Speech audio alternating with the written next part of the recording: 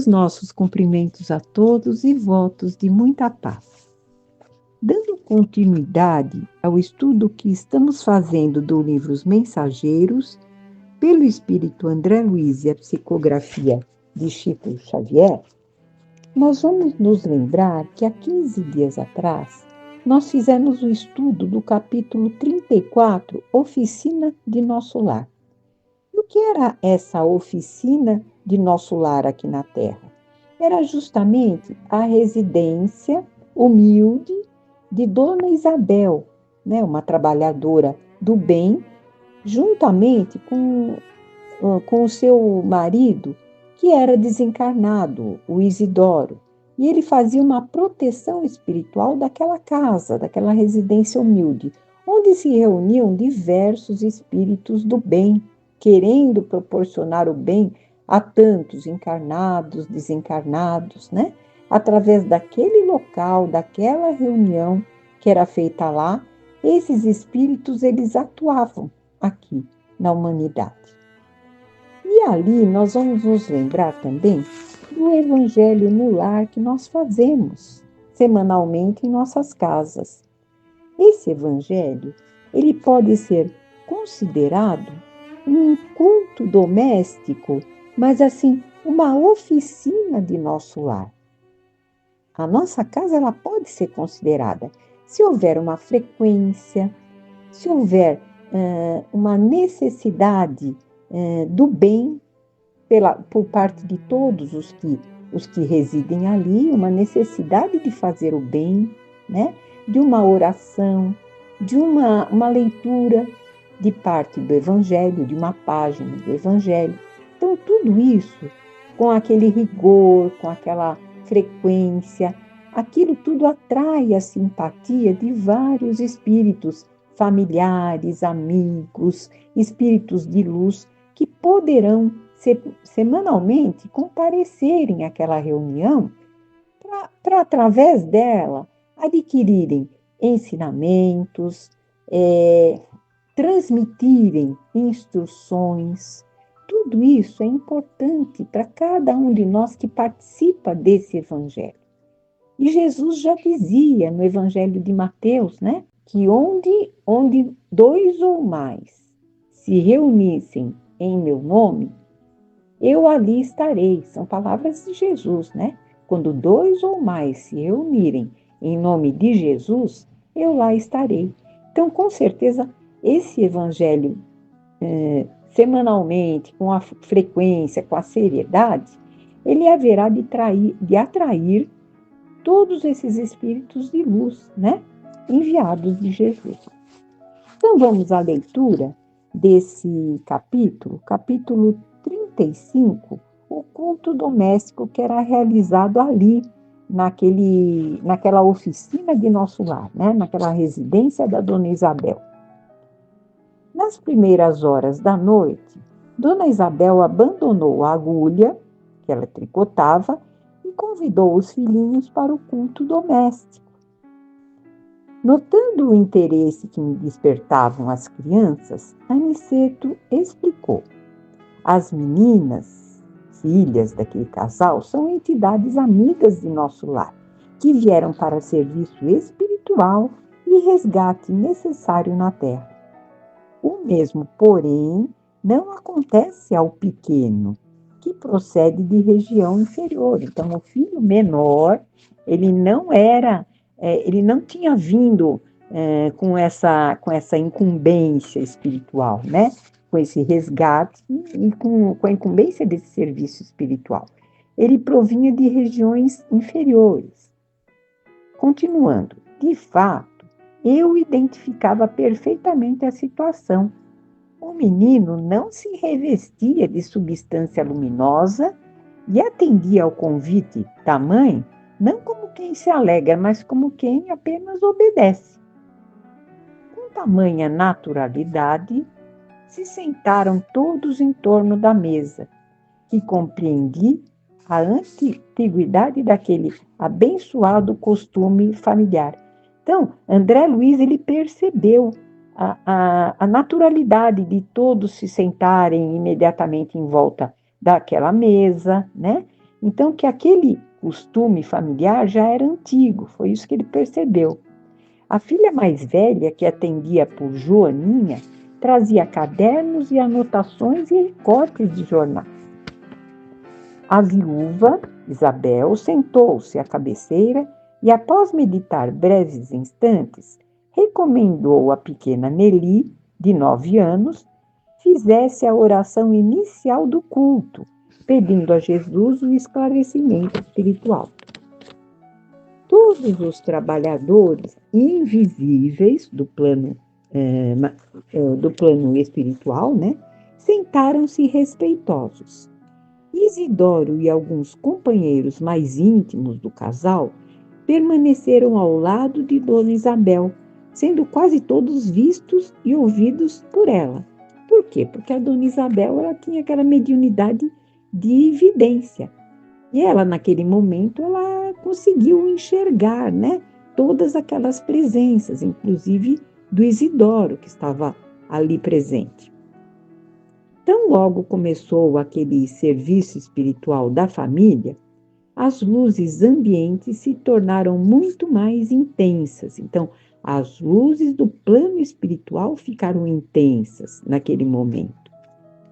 Profunda sensação de paz envolvia-me o coração. A pequena Nelly, em voz comovente, fez a prece. Então, é a prece da Nelly aqui. Senhor, seja feita a vossa vontade, assim na terra como nos céus. Se está em nosso santo desígnio que recebamos mais luz, permiti, Senhor, tenhamos bastante compreensão no trabalho evangélico. Dai-nos o pão da alma, a água da vida eterna. Sede em nossos corações agora e sempre, assim seja. Uma prece bem simples, né? Que a Nelly fez, né? Nelly, de 9 anos, fez, para a abertura do Evangelho no lar. E continuando, Dona Isabel pediu à filha mais velha lesse uma página instrutiva e consoladora, e em seguida algum fato interessante do noticiário comum ao que Joaninha atendeu, lendo pequeno capítulo de um livro doutrinário sobre a irreflexão. Então, o que ela leu foi sobre a irreflexão. E um episódio triste de um jornal leigo. Foram as duas coisas que ela leu. Então, a filha mais velha, né, de Isidoro, a Joaninha, que revelava muita doçura e afabilidade, parecia impressionada. Tratava-se de uma jovem, ao ler aquele jornal, né? Tratava-se de uma jovem de bairro distante, vítima de suicídio doloroso.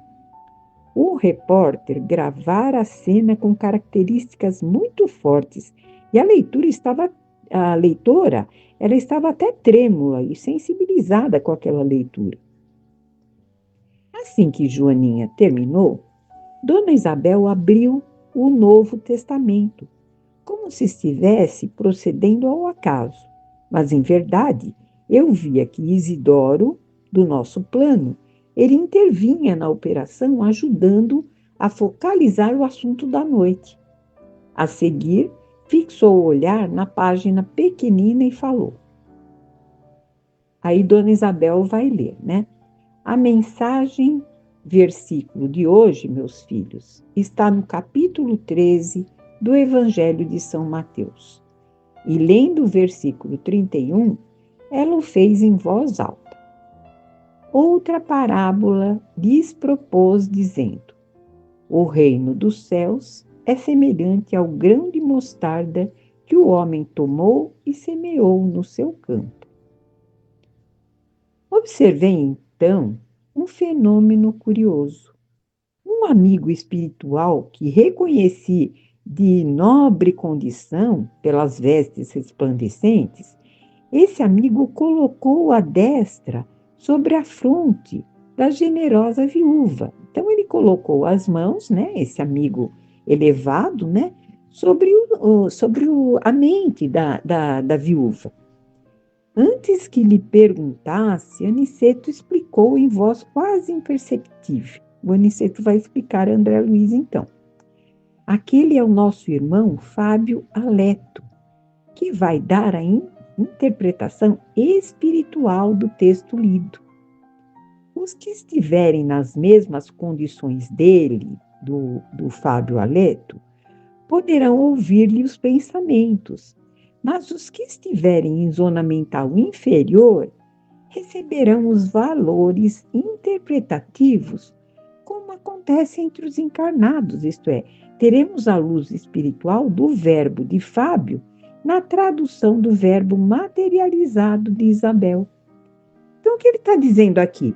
Que aqueles espíritos que estiverem na condição do Fábio Aleto, eles compreenderão pelo próprio pensamento dele, do Fábio. Então, ele ia pensando e eles iam interpretando. A própria interpretação do Fábio, né, seria entendida pelos que estivessem no mesmo nível que ele. Os que estiverem nas condições abaixo dele, e a todos os encarnados da Terra, eles fariam o quê? O pensamento do Fábio Aleto seria traduzido, materializado, o pensamento dele, pela interpretação da dona Isabel, que estava aqui no plano terreno. Então, todos a ouviriam, né? Mas não seriam palavras dela, seria a tradução do pensamento do Fábio Aleto, né? O que a Isabel falaria para todos. E o André Luiz, nosso mentor, não poderia ser mais explícito.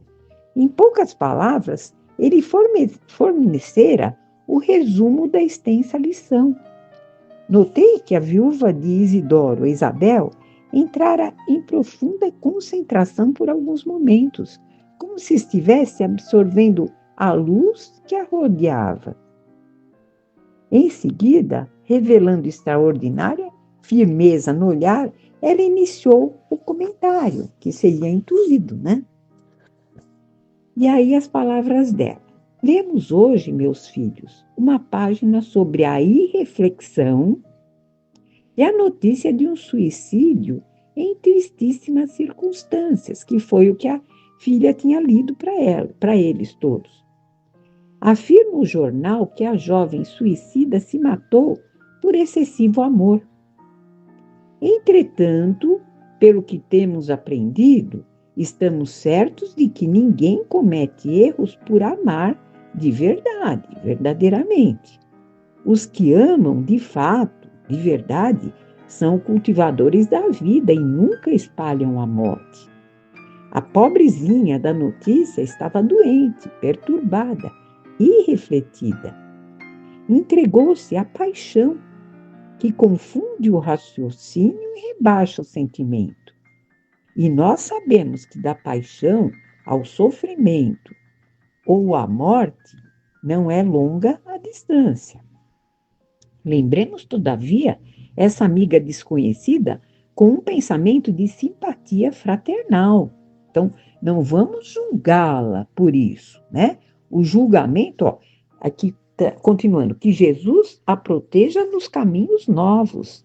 Não estamos examinando um ato que ao Senhor compete julgar. Então, quem teria que julgar seria Jesus, aquele ato da suicida, né?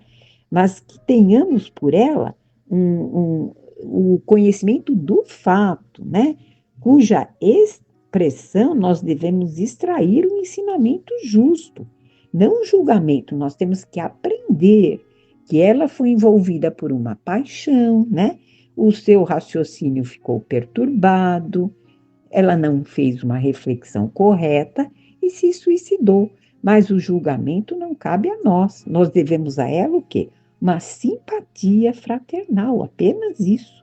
As nossas preces mais sinceras, para que ela possa despertar dessa irrefletida ação que ela teve. Continuando.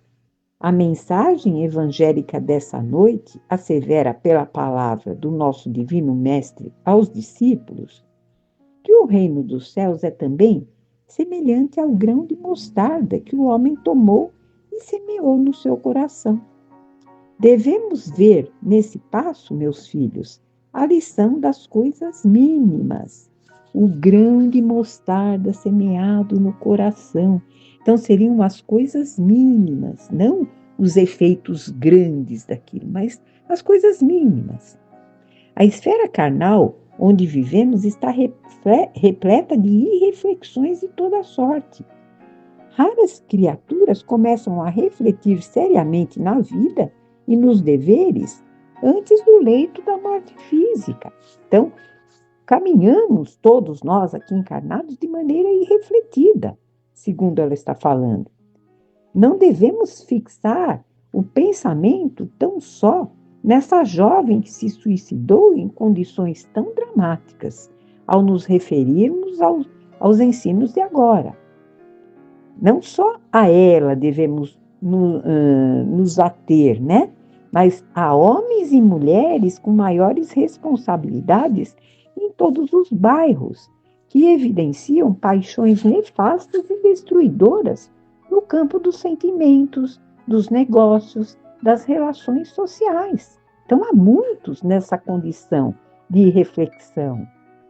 As mentes desequilibradas pela irreflexão permanecem nesse mundo quase por toda parte, não só apenas nesse ato dessa suicida. É que nos temos descuidado das coisas pequeninas, do grão de mostarda no nosso coração.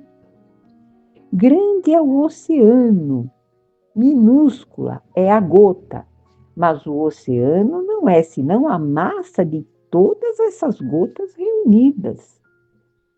Fala-nos o mestre em divino simbolismo da semente de mostarda. Então, foi o que o mestre falou, da semente, a pequena semente que temos que cultivar. Recordemos que o campo do nosso coração está cheio de ervas espinhosas demorando nele. Demorando também, talvez, essas ervas espinhosas há muitos séculos. E elas são estéreis, né?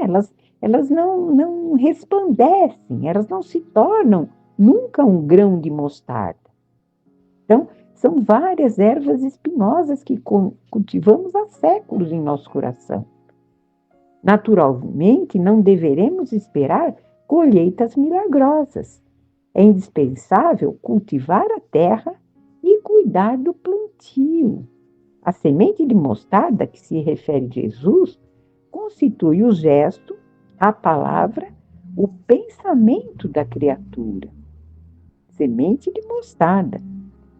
Há muitas pessoas que falam bastante em humildade, mas nunca revelam um gesto de obediência. Quer dizer, elas falam tanto, todos nós, né, falamos tanto em humildade, mas dificilmente essas palavras nos revelam uma obediência.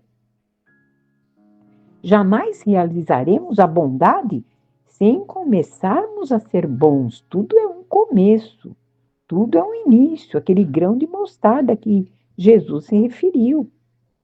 Alguma coisa pequenina há de ser feita antes de edificarmos as grandes coisas. Então, de novo, as pequeninas coisas que devemos começar, obedecer, né? Aqui o que ele fala, obedecer antes de sermos humildes, né? Então, não adianta falar em humildade se não sabemos nem obedecer. Continuando, o Senhor ensinou muitas vezes que o reino dos céus está dentro de nós. Ora, é portanto em nós mesmos que devemos desenvolver o trabalho máximo de realização divina, sem o que não passaremos de grandes e irrefletidos. A floresta também começou de sementes minúsculas, então tudo é o grão de mostarda que ele está falando aqui, né? E nós, espiritualmente falando, temos vivido em densa floresta de males, criados por nós mesmos, em razão do quê? Da invigilância na escolha dessas sementes espirituais. Então, escolhemos as sementes erradas. A palestra de uma hora, o pensamento de um dia, o gesto de um momento, podem representar muito em nossas vidas. Tenhamos cuidado com as coisas pequeninas e selecionemos os grãos de mostarda do reino dos céus. Não comecemos pelas grandes, sempre pelo início, pelo grão de mostarda, mas saibamos escolher esses grãos. Lembremos que Jesus nada ensinou em vão, inutilmente. Toda vez que pegarmos desses grãos, consoante a palavra divina do Mestre, semeando-os no campo íntimo, quando nós pegarmos esses grãos e semearmos no campo íntimo, receberemos do Senhor todo o auxílio necessário. Ele nos concederá a chuva das bênçãos, o sol do amor eterno, a vitalidade sublime da esfera superior. Nossa semeadura crescerá. Em pouco tempo atingiremos elevadas edificações. Aprendamos, meus filhos, a ciência de começar, do pequeno, lembrando a bondade de Jesus a cada instante. Então, ele vai valorizar o quê? Aquela semente, aquele grão pequeno que plantarmos em nós. O Mestre não nos desampara. Ele segue-nos amorosamente, ele nos inspira o coração. Tenhamos, sobretudo, confiança nele e alegria. E o André Luiz vai falar. Reparei que Fábio retirou a mão da fronte da viúva e observei que ela entrava a meditar, como quem sentira o afastamento daquela ideia em curso. Havia grande emoção na assembleia invisível, as crianças que, por sua vez, também pareciam impressionadas. Então, todos estavam impressionados com aquele evangelho no lar, com aquela assistência que se fez presente. Dona Isabel voltou a contemplar maternalmente os filhos e falou: procuremos agora conversar um pouco. E é o que sempre falamos, né? O evangelho no lar, ele deve ser uma constante em nossas vidas. E ele deve obedecer, no máximo, de 15 a 20 minutos para essa leitura evangélica, para as nossas preces, nossas orações, né? Mas isso não impede que depois a família se reúna e comente todo aquele aspecto lido, né? Releia as páginas, comente sobre o que entenderam, sobre a interpretação. Tudo isso acrescenta muito a uma reunião, né? Agora, o evangelho no lar, de 15 a 20 minutos, ele precisa ser feito com rigor, semanalmente, para que aquela casa possa ser protegida, como vimos aqui, possa ser considerada uma oficina, um local de trabalho onde o plano espiritual pode confiar em todos nós. E por hoje nós terminamos o estudo desse belíssimo capítulo, nos comprometendo daqui a 15 dias a dar a continuidade a esse estudo. Fique com Deus e até lá.